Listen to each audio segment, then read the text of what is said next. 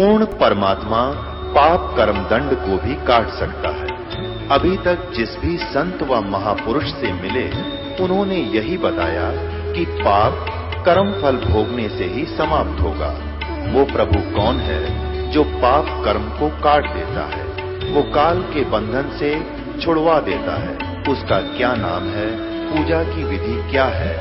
कृपया अवश्य सुनिए जगत गुरु तत्वदर्शी संत रामपाल जी महाराज के अमृत वचन। ब्रह्मा जी ने पूछा, प्रभु आप देवताओं के अध्यक्ष, जगत के स्वामी और भूत भविष्य एवं वर्तमान सभी जीवों के एकमात्र शासक हैं। भगवान फिर आप क्यों तपस्या कर रहे हैं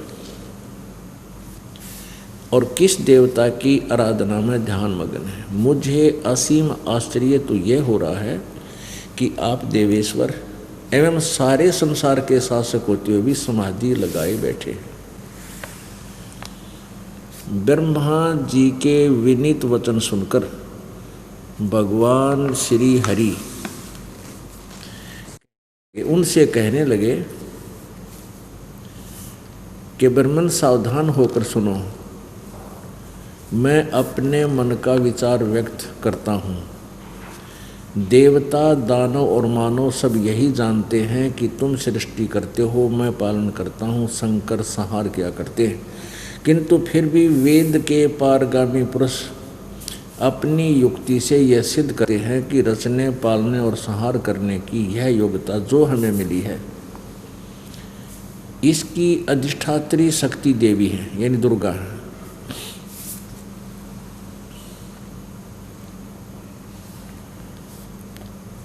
ब्रह्मा जी, हम सभी उस शक्ति के सहारे ही अपने कार्य में सदा सफल होते हैं आए हैं।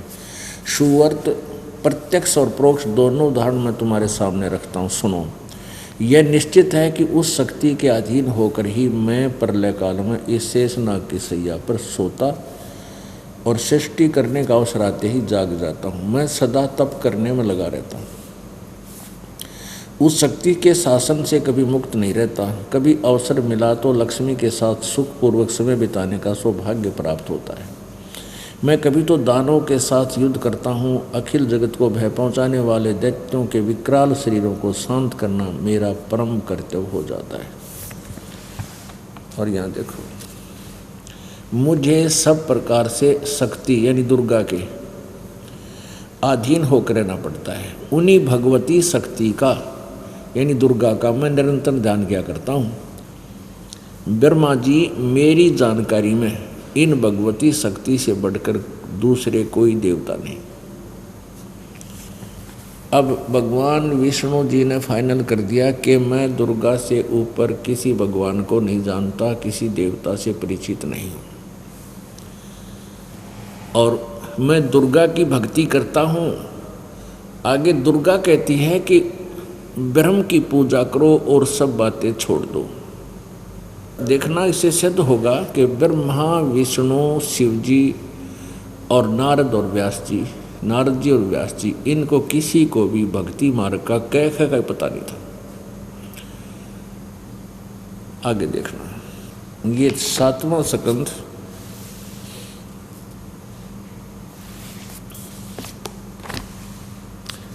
562 पृष्ठ, संक्षिप्त देवी भागवत। देवी के द्वारा हिमालय को ज्ञानोपदेश, ब्रह्म स्वरूप का वर्णन। अब यहाँ देवी हिमालय को और ब्रह्म के बारे में बता रही है। पहले तो इसने अपने विषय में जानकारी की है। श्री देवी जी कहने लगी, पर्वतराज, इस प्रकार योग युक्त होकर मुझ ब्रह्म स्वरूपा देवी का ध्यान करे। यह ध्यान आसन पर भली भांति बैठकर अतुकी भक्ति के साथ करना चाहिए। अब पहले तो ये अपनी बता रही है, फिर कहती है कि अगर तेने मोक्ष चाहिए, कल्याण करवाना है, तो केवल एकमात्र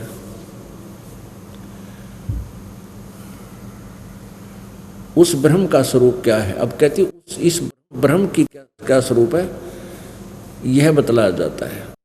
जो प्रकाश रूप सबके अत्यंत समीप में स्थित हृदय रूप गुहा में स्थित होने के कारण गुहाचर नाम से प्रसिद्ध है और महान पद है।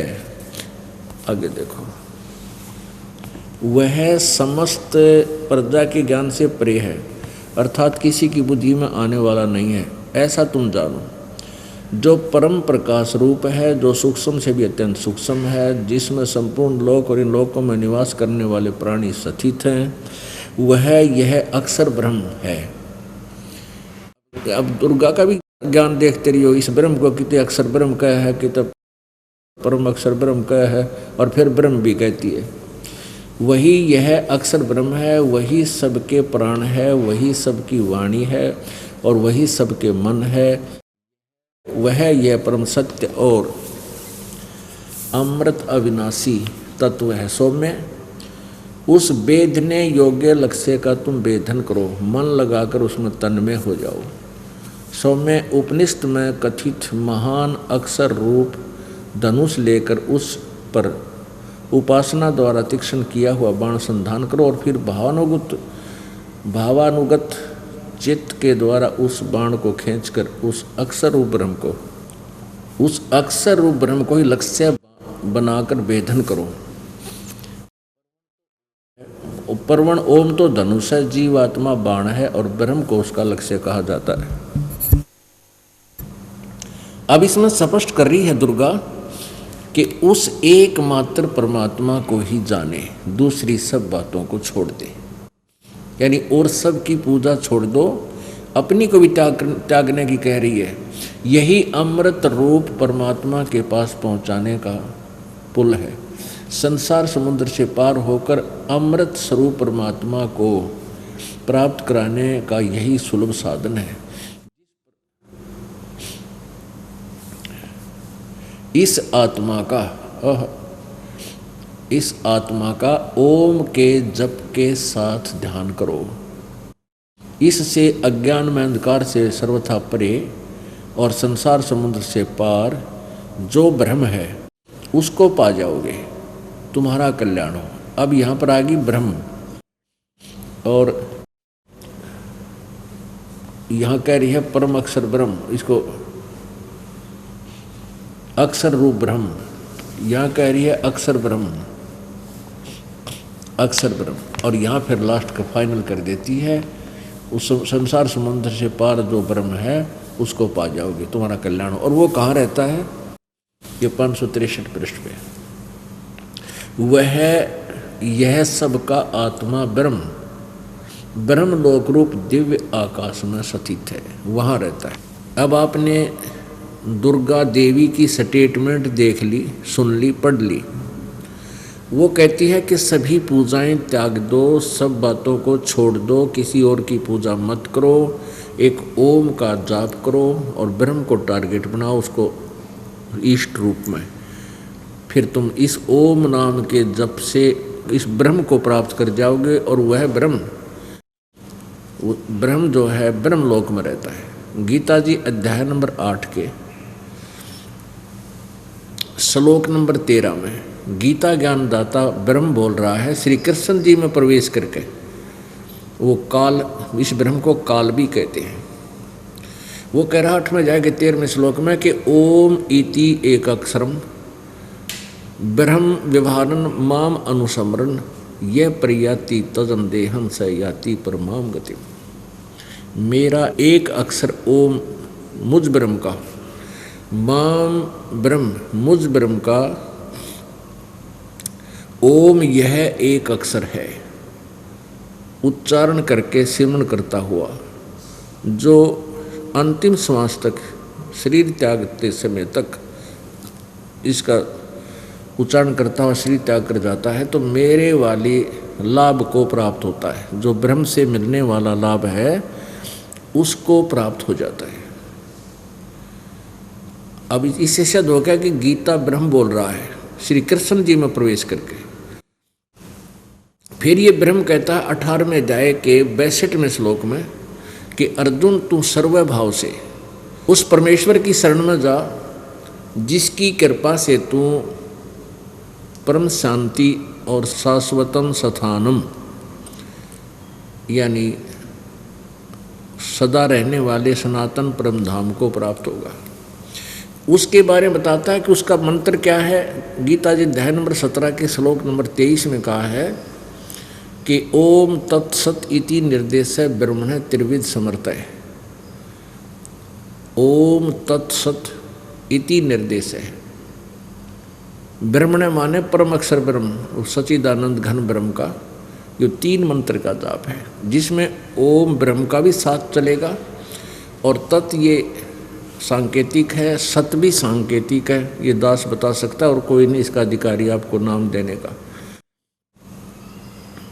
वो गुप्त मंत्र है।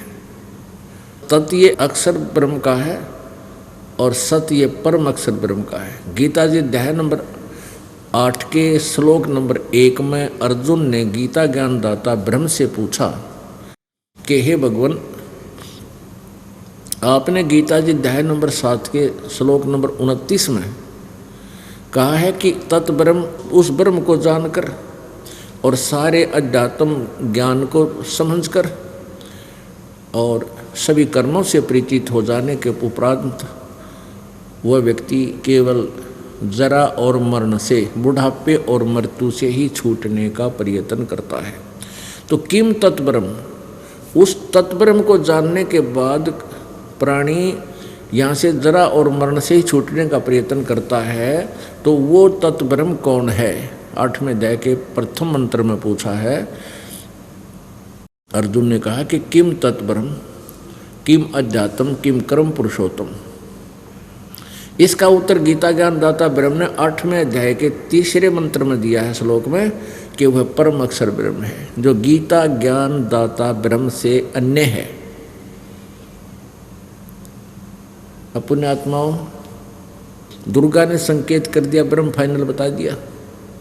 अब ब्रह्म ने परम अक्षर ब्रह्म फाइनल बता दिया, परम अक्षर ब्रह्म। लेकिन उस परम अक्षर ब्रह्म की साधना के विषय में गीता ज्ञान दाता भी परिचित नहीं है, वो भी अल्पज्ञ है। उसके लिए 4थे अध्याय के 34वें श्लोक में गीता ज्ञान दाता कहता है कि उस तत्व ज्ञान को जिसके अंदर परमात्म तत्व का ज्ञान है, यानी परम अक्षर ब्रह्म के विषय में जानकारी है, वो 5वां वेद है। उस 5वें वेद को, उस तत्व ज्ञान को किसी तत्वदर्शी संतों के पास जाकर समझ, उनको दंडवत प्रणाम करने से, कपट छोड़कर प्रसन्न करने से वो तत्वदर्शी संत तुझे उस परमात्म तत्व का ज्ञान कराएंगे। तो इससे सिद्ध हो गया कि गीता ज्ञान भी इनकम्प्लीट है, लेकिन रॉन्ग नहीं है, गलत नहीं है। ये दास ने एक शब्द बोला था, कबीर परमात्मा ने कहा है कि 3 लोक और भवन चतुर्दश कोई नहीं सत्संगी। 3 लोक 14 भवन एक ब्रह्मांड में, क्योंकि एक ब्रह्मांड में इतने ही प्राणियों के ठिकाने हैं। इनमें कहते कोई भी सत्संगी नहीं है, यथार्थ ज्ञान भक्ति ज्ञान से, अध्यात्म ज्ञान से कोई परिचित नहीं है। अब सतयुग के ब्राह्मणों का और दिखा दूं इनको कितना ज्ञान था। जब सतयुग के ऋषि महर्षि ब्राह्मण एक ही बात है, ऋषि कहो महर्षि कहो चाहे ब्राह्मण कहो, इनको कितना ज्ञान था? इनको भी कह का ज्ञान नहीं था। ये देखो 414 पृष्ठ पर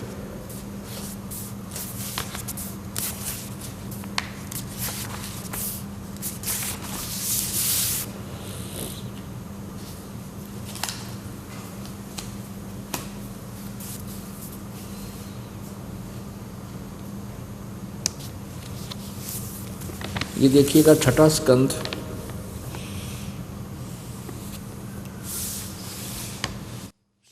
संक्षिप्त देवी भागवत 414 पृष्ठ। जन्मे जय ने पूछा, महाभाग किस युग में कैसा धर्म का स्वरूप है, इस संपूर्ण विषय को विशेष रूप से बताने की कृपा कीजिए।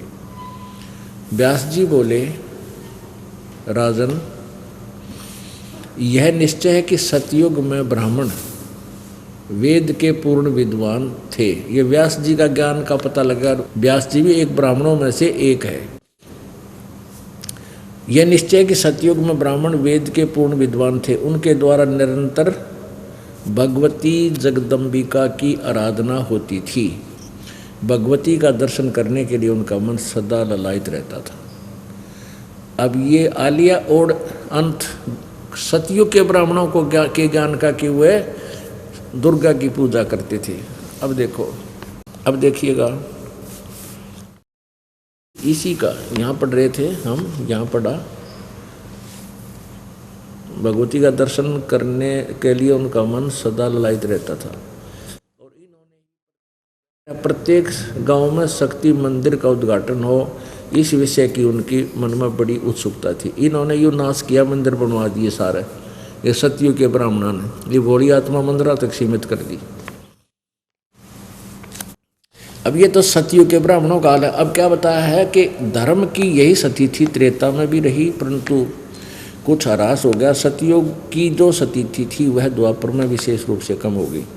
राजन, उन प्राचीन युगों में यानी कलयुग से पहले के युगों में जो राक्षस समझे जाते थे वे कलयुग में ब्राह्मण माने जाते हैं। क्योंकि अब के ब्राह्मण प्राय पाखंड करने में तत्पर रहते हैं। दूसरों को ठगना, झूठ बोलना और वैदिक धर्म कर्म से अलग रहना कलयुगी ब्राह्मणों का स्वाभाविक गुण बन गया है। अब स्पष्ट हो गया कि सतयुग में जो राक्षस समझे जाते थे ऐसे तो अब कलयुग के ब्राह्मण हैं और इन उद्देश्य है जनता को ठगना, झूठ बोलना, वेद विरुद्ध ज्ञान देना। और ये आपके समक्ष है। इन्होंने किसी भी सदग्रंथ को समझा नहीं। अभी तक हमारे को ब्रह्मा विष्णु महेश के विषय में जानकारी देते रहे। ये अजरो अमर है, इनके कोई माता पिता नहीं है, यही पूजा के योग्य हैं। और जबकि विष्णु जी कहता मैं तो दुर्गा की पूजा करता हूँ और इससे ऊपर मैं किसी भगवान को नहीं जानता, तो इनकी पूजा करके आप कहाँ जाओगे? नरक में। भूत बने, पितर बन गए, फिर उनके श्राद्ध निकलवाने लग गए यही नकली ब्राह्मण गुरु। ब्राह्मण कोई जाति नहीं, जो कार्य व्यक्ति ब्राह्मण का करता है और वो झूठा करता है तो उसको ब्राह्मण, नकली ब्राह्मण कह सकते हैं। वैसे तो ब्राह्मण की परिभाषा वही है, ब्राह्मण सो जो ब्रह्म पछाड़े। ब्राह्मण का अर्थ होता भक्त, साधु, संत, ऋषि, जिसने परमात्मा के विषय में यथार्थ ज्ञान हो, वास्तव में वो ब्राह्मण कहलाता है। लेकिन उनको ब्राह्मण की फीत लग गई, ऋषि कहलाए, तो वो ट्राई कर रहे थे प्रभु की, वो फेल ब्राह्मण थे, उनको यथार्थ ज्ञान नहीं था। ब्रह्मा विष्णु महेश को अजरो अमर बताया करते थे ये। अब देखिएगा,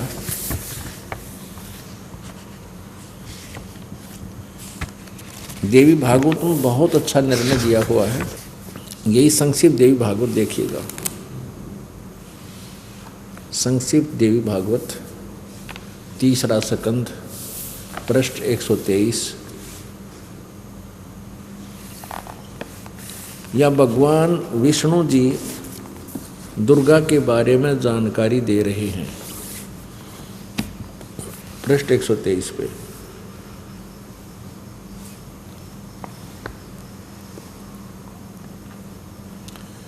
तुम शुद्ध स्वरूपा हो, यह सारा संसार तुम्ही से उद्भासित हो रहा है। मैं ब्रह्मा और शंकर हम सभी तुम्हारी कृपा से विद्यमान हैं। हमारा आविर्भाव माने जन्म, तिरोभाव में मृत्यु हुआ करता है। हमारा तो जन्म मृत्यु होता है, विष्णु जी बता रहे। ब्रह्मा जी और शंकर जी और अपनी सतीथि बता रहे हैं कि हम सभी तुम्हारी कृपा से विद्यमान हैं, दुर्गा की स्तुति करते हुए कह रहे। हमारा आविर्भाव माने जन्म, तिरोभाव में मृत्यु हुआ करता है। हमारा तो जन्म मृत्यु होता है, हम अविनाशी नहीं हैं। केवल तुम ही नित्य हो, जगत जननी हो, प्रकृति और सनातनी देवी हो। भगवान शंकर बोले, देवी यदि महाभाग विष्णु तुम्ही से प्रकट हुए हैं, उत्पन्न हुए हैं, तो उनके बाद उत्पन्न होने वाले ब्रह्मा भी तुम्हारे ही बालक हुए। फिर मैं तमोगनी लीला करने वाला शंकर क्या तुम्हारी संतान नहीं हुआ? अर्थात मुझे भी उत्पन्न करने वाली तुम ही हो। शिवे, संपूर्ण संसार की सृष्टि करने में तुम बड़ी चतुर हो। नीचे देखो,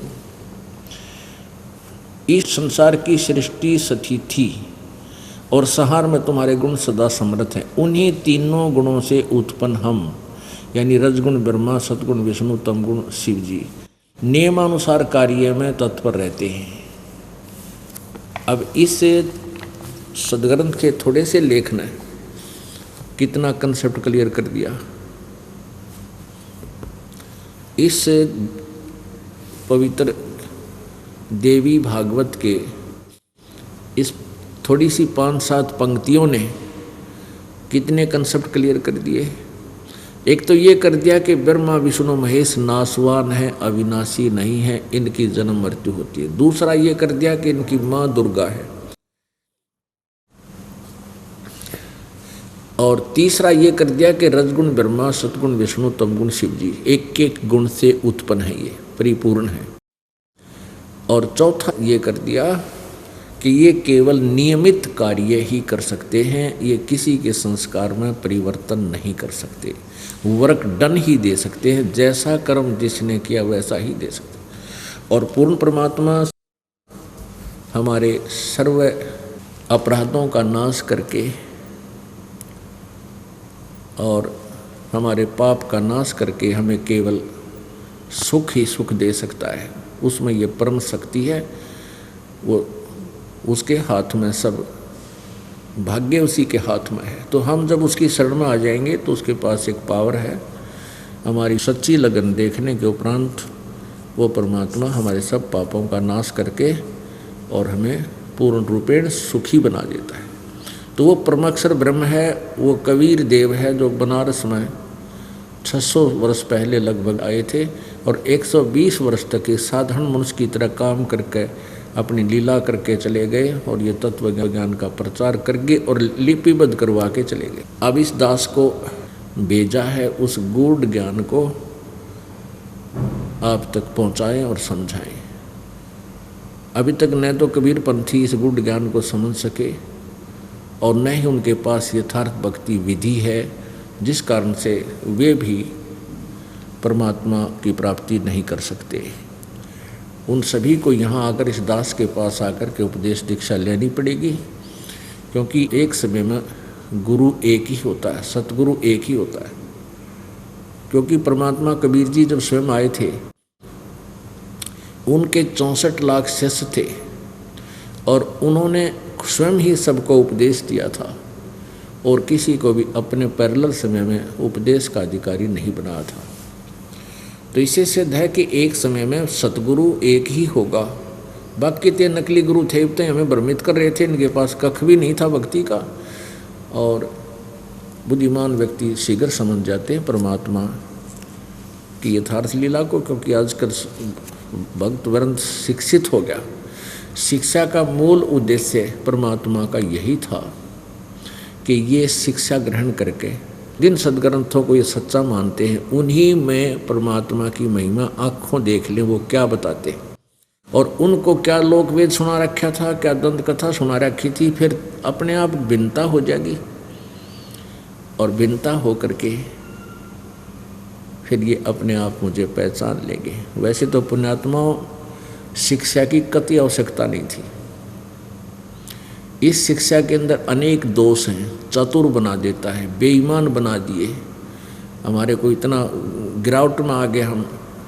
और पिछले इतिहास को देखो, शिक्षा केवल एक वर्ग ग्रहण करता था जो ब्राह्मण कहलाते थे, वो भी इसलिए कि हम वेदों को समझें, वेदों सदग्रंथों को पढ़ें समझें और जनता को सत्संग के दौरान उनका यथार्थ ज्ञान उनको बता दें। फिर इस गीता जी में लिखा है कि शिक्षित और अशिक्षित दोनों परमात्मा प्राप्ति कर सकते हैं।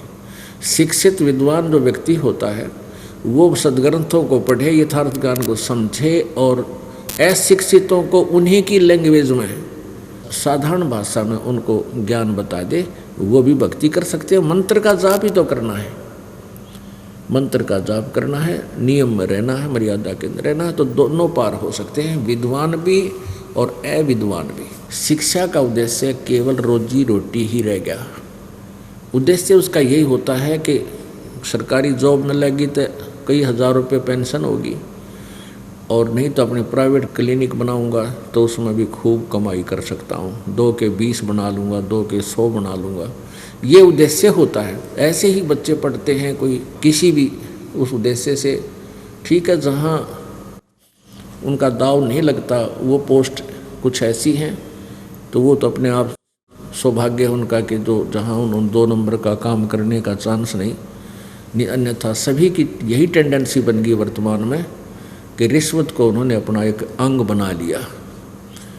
और पहले क्या था कि रिश्वत को विष मानते थे, विष है भी, लेकिन अनजानपने में इस विष को अब खाना प्रारंभ कर दिया, जिससे किसी के घर में शांति नहीं, किसी के भी घर में। रिश्वत का पैसा, लूट का, चोरी का, ठगी का, मिलावट का, ये पैसा जिस घर में प्रयोग होता है उस परिवार को विष देने की आवश्यकता नहीं पड़ेगी। एक समय ऐसी स्थिति उस परिवार की आ जाएगी। तो इस तत्व ज्ञान से, सत्संग से हमें पता चलता है कि कौन से कर्म करने चाहिए, कौन से ना करने चाहिए। तो सत्संग के अभाव से प्राणी इस भयंकर पाप को इकट्ठा ही करता रहता है। सौभाग्य है उन पुण्य आत्माओं का जिनको सत्संग मिलता है और सत्संग संत से होता है। असंत भी सत्संग करते हैं, वो संत भी कहलाते हैं, लेकिन उनको यथार्थ ज्ञान ना होने से वो पूरे विश्व को भ्रमित करते हैं। क्या बता रहे हैं? गरीब धन जननी धन भूमि धन, धन नगरी धन देश, धन करणी कुल धन कुल धन, जहाँ साधु परवेश। आदरणीय गरीबदास साहिब जी, परमेश्वर कबीर जी यानी परम अक्षर ब्रह्म का साक्षात्कार करने के उपरांत ये वही ज्ञान बोल रहे हैं जो परमात्मा ने उनके अंतःकरण में फीड कर दिया। अब क्या बता रहे हैं कि धन जननी धन्य भूमि धन्य, और धन्य नगरी धन देश, धन करनी धन कुल धन, जहाँ साधु प्रवेश। कि जिस नगर में संत, परम संत आ जाते हैं तो वहाँ की पुण्य आत्माओं के कहते धन्य है उनके माता पिता जिनसे जन्म हुआ। धन जननी धन भूमि धन्य, वो अक्षेत्र, वो भूमि, वो पृथ्वी भी धन्य है। और धन नगरी धन देश, धन वो नगरी और धन्य है वो देश। जैसे इस भारतवर्ष में परमात्मा कबीर जी स्वयं आए और फिर इस दास को अब भेज दिया अपना पेंडिंग काम पूरा कराने के लिए।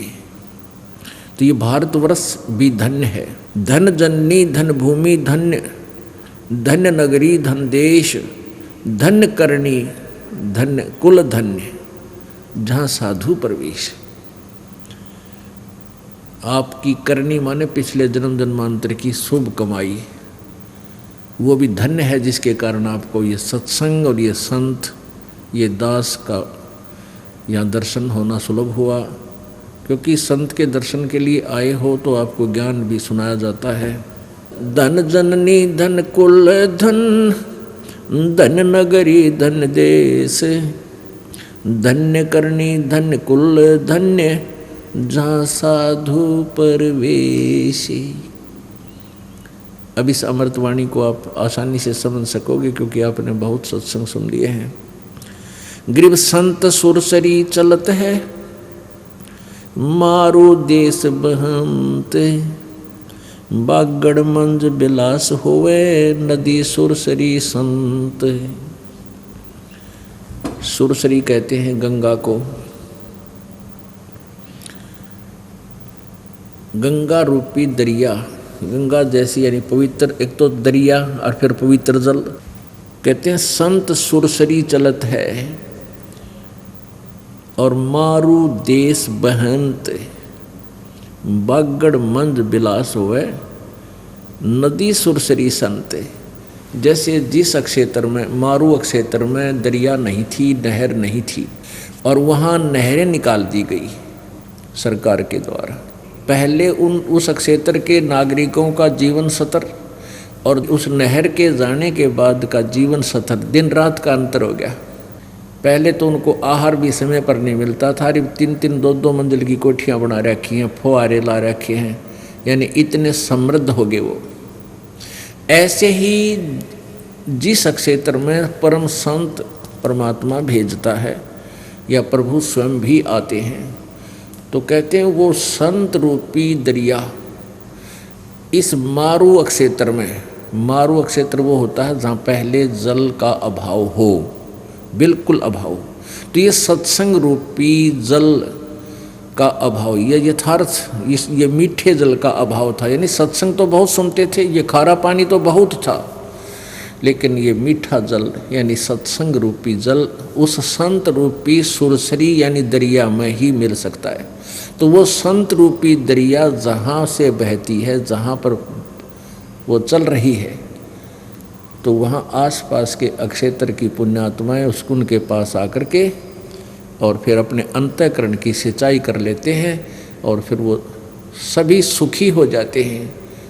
उस परमात्मा के सत्संग रूपी जल की सिंचाई से आपके अंतःकरण में भगवान की भक्ति रूपी फसल बन जाती है, तैयार होती है।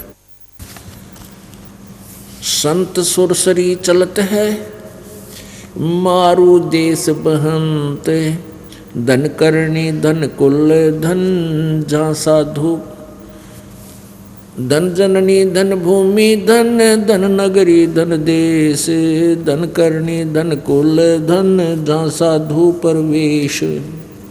गरीब संत सुरसरी चलत है ये मारू देश बहंत, बागड़ मंज बिलास होवे नदी सुरसरी संत।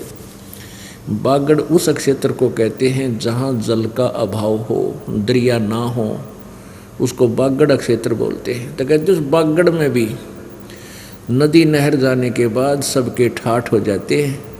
ऐसे ही संत रूपी सुरसरी जिस क्षेत्र में बह रही होती है, यानी वहाँ सत्संग की गंगा बह रही होती है, और जो उसके लाभ उठाते हैं वो पहले तो उसके अभाव में मारू थे, फिर उस मारू क्षेत्र यानी उन हृदयों में भी भगवान की प्रेम की लहर और भक्ति की उमंग और परमात्मा की शक्ति उनके अंदर संचरित हो जाती है, वो सुखी होने लग जाते हैं। गरीब साईं सरीखे देख ले प्रतावे जय कोई, सप्त कोस जल चढ़ गया जहाँ साधु मुख धोवे। सकल मेदनी मर गई शब्द न पूठा फेरो, शब्द कोस क्या बात है डूबो मेर सुमेर। गरीब ऐसे साधु संत जन पार ब्रह्म की जात, सदा रते हरि नाम स्यो अंतर नाही गात। गरीब साध अगाध अपार जन परमानंद सो प्रीत, कहवत के तो संत है वे अवगत अलख अतीत। महिमा की जय संत की तन मन धन सब दे, सिर मांगे टाला नहीं मोर ध्वज लख ले। अपने आत्मा इन नकली संतों ने ओरिजिनल संतों की भी महिमा को डाउन कर दिया। इस वाणी में, अमृत वाणी में, सूक्ष्म वेद की अमृत वाणी में क्या बताया है कि महिमा की जय संत की तन मन धन सब दे। ओह, संत अगर आपको मिल जावे, कहते हैं उनका सत्कार कर, उनको तन मन धन न्योछावर कर दे, और सिर मांगे शीश भी मांगे तो टाला नहीं, मना नहीं करे, मोर ध्वज लख ले। राजा मोर ध्वज के घर पे श्री कृष्ण और अर्जुन भेष बदलकर साधु रूप में गए थे। राजा मोर ध्वज अपने पुत्र तामर ध्वज को राज्य गद्दी प्रदान करने की शिरोमणि कर रहा था, राज्याभिषेक करना चाहता था। तो उस समय उसने एक यज्ञ कर रखी थी, उसमें श्री कृष्ण जी और अर्जुन भेष बदलकर चले गए साधु रूप बना के। पहले संत जो होते थे उनकी वचन में शक्ति होती थी, सिद्ध पुरुष हुआ करते थे,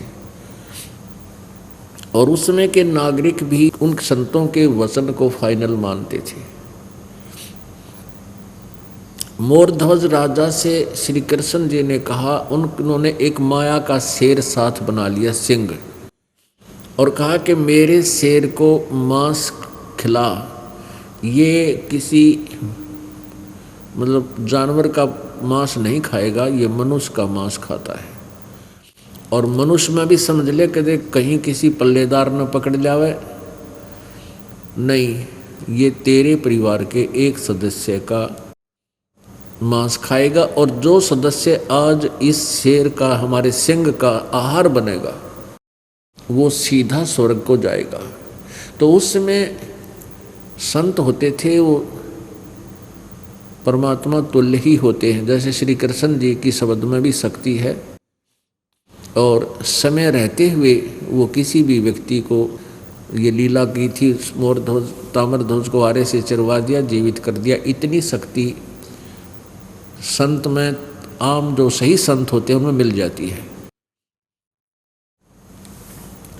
तो उस समय के व्यक्तियों को ये विश्वास था कि संत जो होता है वो जो बोलता है उसका आज्ञा का पालन करना चाहिए, वो मिथ्या नहीं होता। तो उन्होंने फाइनल मान लिया कि आज जिस भी प्राणी की मृत्यु होगी, यानी जिसका भी सिंह को मांस खिला जाएगा, वो स्वर्ग जाएगा। और स्वर्ग पाने के लिए तो मृत्यु तो होनी ही है, इतना ज्ञान था उनको। और इतना आसानी से स्वर्ग मिल रहा है, ऐसा सु अवसर फिर नहीं मिलेगा। इस बात को सच्ची मानकर, संतों की वचन को सत्य मानकर, तीनों जनों ने अपने अपना सिर देने के लिए पहल की। श्री कृष्ण जी के आदेश से फिर मोरध्वज के पुत्र ताम्रध्वज को आरे से चरवाया गया। माता पिता ने बेटे को चीरा और ये कंडीशन रख दी थी कि आंखों में आंसू नहीं आना चाहिए तुम्हारे। यदि तुम्हारे आंखों में आंसू आ गया, तुम्हारी सच्ची श्रद्धा नहीं होगी, और कच्ची श्रद्धा वाला स्वर्ग नहीं जा सकता। कहने का भाव ये है कि वो लड़का चिरवा दिया और फिर उसको जीवित कर दिया श्री कृष्ण जी ने। अर्जुन को ये दिखाना था, अर्जुन के मन में ये दोष आ गया था कि मैं इस भगवान की सेवा सबसे अधिक करता हूँ, श्री कृष्ण जी की, और मेरे जैसा सेवक आज्ञाकारी कोई नहीं हो सकता। तो मोरध्वज श्री कृष्ण जी ने अर्जुन की फड़क निकालनी थी। अर्जुन तो कांपन लग गया जब अपने पुत्र को वो दोनों जने चीरने लगे। तो कहने का भाव यहाँ जो प्रसंग चल रहा है उसी पर आते हैं कि महिमा की जय संत की, तन मन धब सब दे, शर मांगे टाड़ा नहीं, मोर ध्वज लख ले। अगर संत सिर भी मांगे चूकियो मत। पहले तो संत मांगा नहीं करते, और किसी परिस्थिति में आपका उद्धार करने के उद्देश्य से कोई ऐसा आदेश हो भी जाओ तो कहते सिर भी मांगे टाड़ा नहीं, मोर ध्वज लख ले। संत सलैली सेज के जिनमें कैसी भिन्न, साहेब संत हो उतरे नाम धराया जिनने।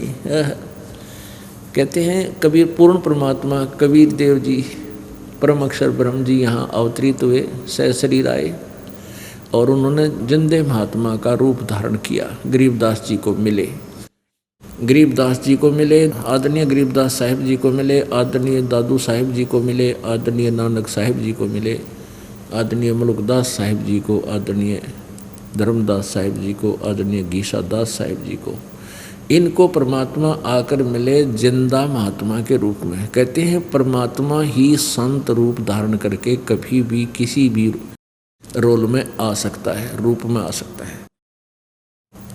संत सलैली सेज के जिनमें कैसी भिन्न, साहेब संत हो उतरे धन नाम धराया जिंद।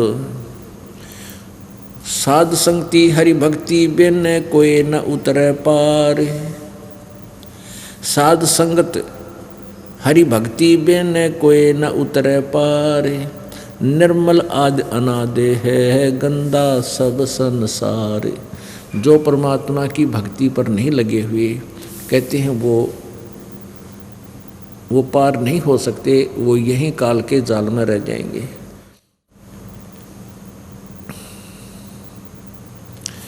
साध साध सब कोई कहें साध सुमत से जान, और कुमत कुमावे जीव है जैसे जल पासान।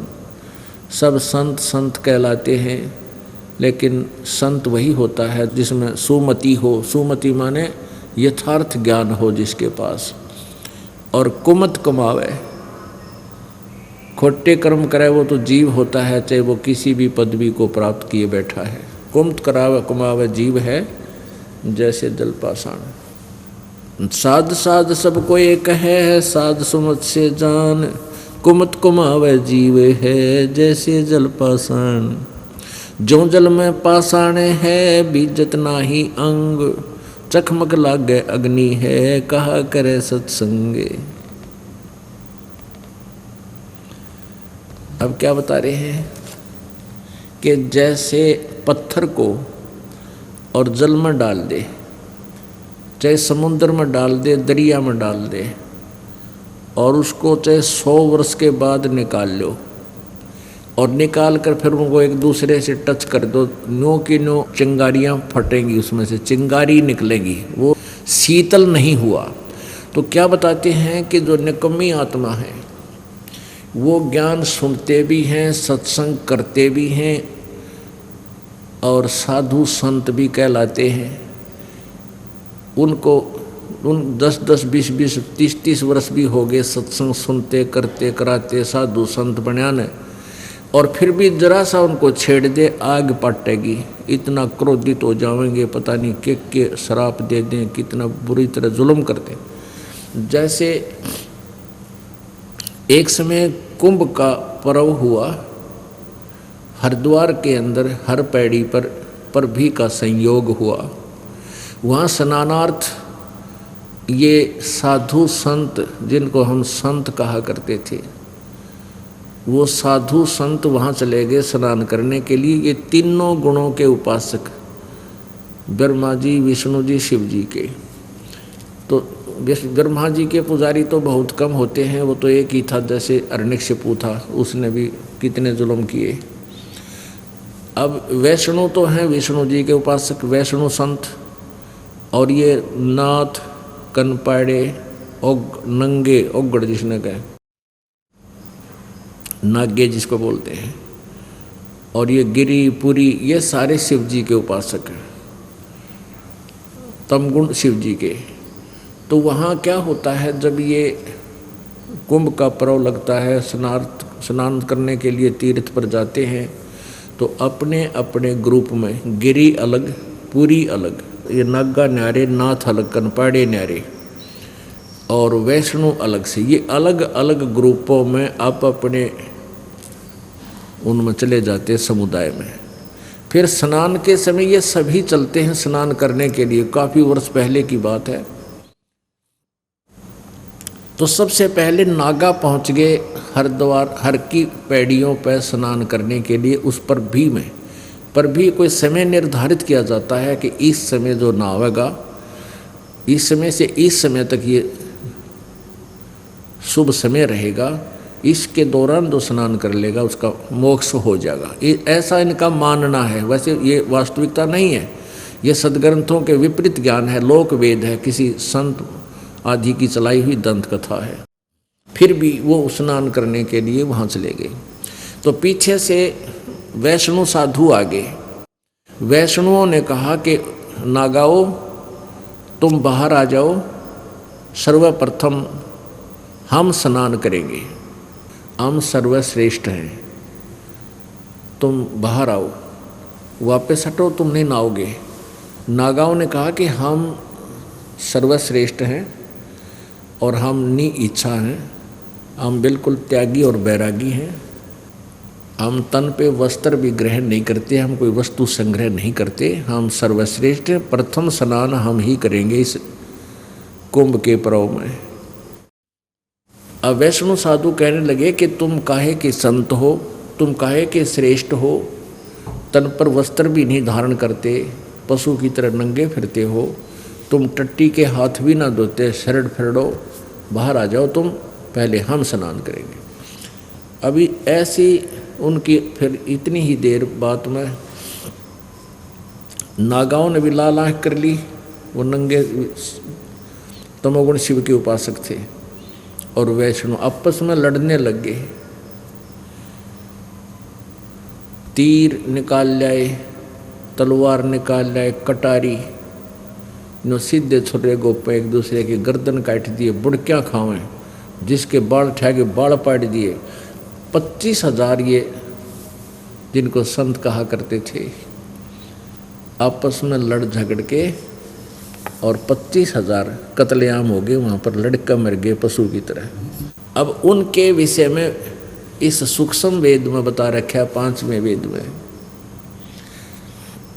तीर तुपक तलवार कटारी जमदड़ जोर बदावे हैं, हर पैड़ी हर हेत न जाण्या वहाँ जा तेग चलावे हैं, काटे शीस नहीं दिल करुणा वो जग में साध कवावे हैं, जो जन उनके दर्शन को जावे उनको भी नरक पठावे हैं। अब क्या बताया है कि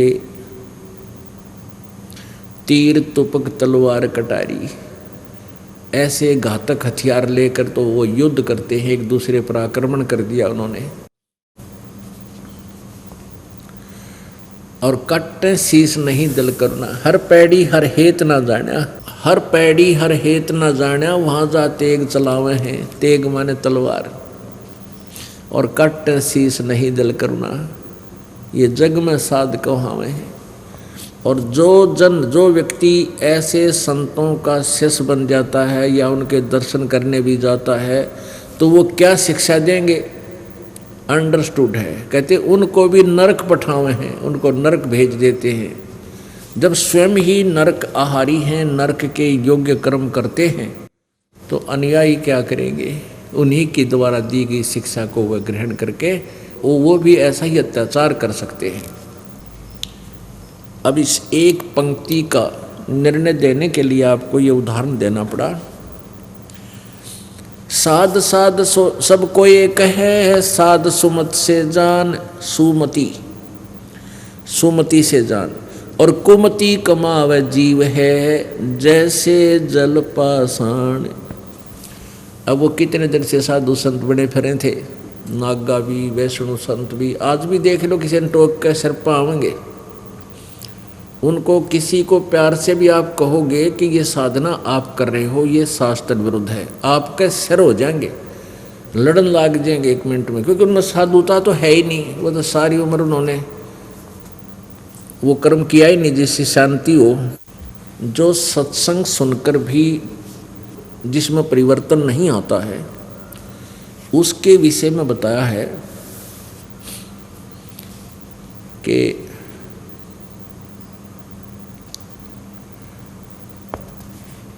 कोट वर्ष कर संगत संतों की, पत्थर का जल में के बीजे, चंदन बन में रंग ला दे, एक बांस बिटम भी ना सीजे।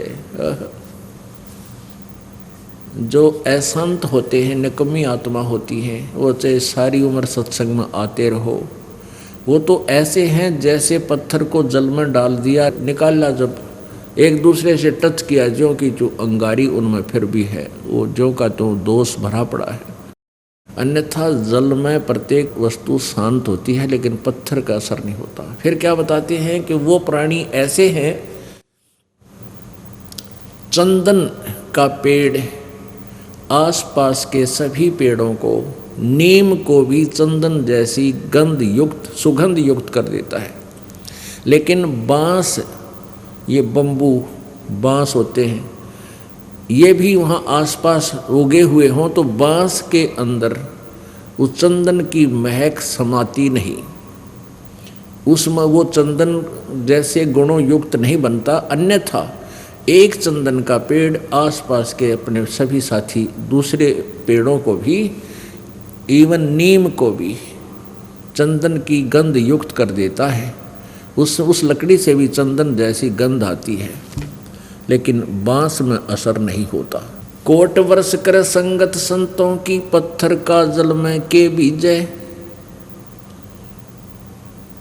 और चंदन बन में रंग लाजे, पर बांस बिटम्बी ना सीजे। तो ऐसे प्राणी जो सत्संग में आकर भी बुराई नहीं त्यागते हैं, उनके अंदर सद्गुण नहीं प्रवेश होते हैं, उनके विषय में कहा है कि वो बांस जैसे है। बांस का बिटम भी होता है जो सूखी महिमा प्राप्त कर कर दुनिया में महिमा बनाए बैठा है, बहुत बड़ा आदमी कहलाता है। जैसे कैसे कहते हैं, गिरिवर जोड़ बड़ेर हैं ये माया के धनवंत, रावण की जो लुटेंगे जहाँ पाँव हनड़े नहीं संत। ओह, गिरवर माने गिरी माने पर्वत, और पर्वतों में भी श्रेष्ठ पर्वत जैसे हिमालय की महिमा बहुत गाई जाती है, एवरेस्ट चोटी की, कि सबसे ऊंचा। इसी प्रकार मान लीजिए कोई माया का धनवंत गिरिवर जोड़ बडेर है, यानी उन महिमा आसपास के क्षेत्र में कोई मंत्री है, मुख्यमंत्री है, प्रधानमंत्री है, राष्ट्रपति है, या कोई वैसे पैसे वाला धनी के रूप में प्रसिद्ध है। कहते हैं गिरिवर जोड़ बडेर है, जो ये माया के धनवंत, ये सब माया के धनवंत। और कहते रावण की जो लुटेंगे जहाँ पाहुंडे नहीं संत, जहाँ संत नहीं जाते, जिनके पाहुंडे माने मेहमान, जिनके पास संत नहीं पहुँचे या संतों का संग जिनको नहीं हुआ, वो रावण की तरह अंत में दुर्गति को प्राप्त होंगे, चाहे यहाँ के संसारिक महिमा उनकी कितनी बनी हो। अपने आत्माओं, रावण का दोष नहीं है वो राक्षस बना, वो दोष है उनके आध्यात्मिक गुरु का। उस आध्यात्मिक गुरु को स्वयं ही ज्ञान नहीं था, रावण के आध्यात्मिक गुरु जी को स्वयं ही ज्ञान नहीं था। उसने वेदों के आधार से, वेदों के ज्ञाता माने जाते थे वो ब्राह्मण, वो गुरु, और रावण को बता दिया कि ये भगवान शिव जी है, यही सर्वेश्वर है, यही महेश्वर है, इसी की पूजा से सर्वलाभ रिद्धि सिद्धि आ जाती है। अब रावण ने गुरुजी की आज्ञा का पालन करते हुए, उनकी बात को सत्य मानते हुए इतना सेक्रीफाइस कर दिया कि अपना यहाँ से काट के, यहाँ से अपनी तलवार से ऐसे काट कर उसके चरणों में समर्पित कर दिया, और उसको भगवान शंकर जी ने वापस दे दिया। फिर 10 बार ऐसे चढ़ाया, 10 बार इसको वापस जीवित कर दिया। अपने आत्माओं, इतनी शक्ति इन महापुरुषों, इन त्रिलोकी नाथों में है कि जिसका जीवन शेष है और जो इन पर समर्पित होकर के कुर्बानी करता है, तो ये उसके जीवन को वापस दे सकते हैं और सिद्धि रिद्धि भी दे सकते हैं। लेकिन ये सभी इस जीव के शत्रु हैं।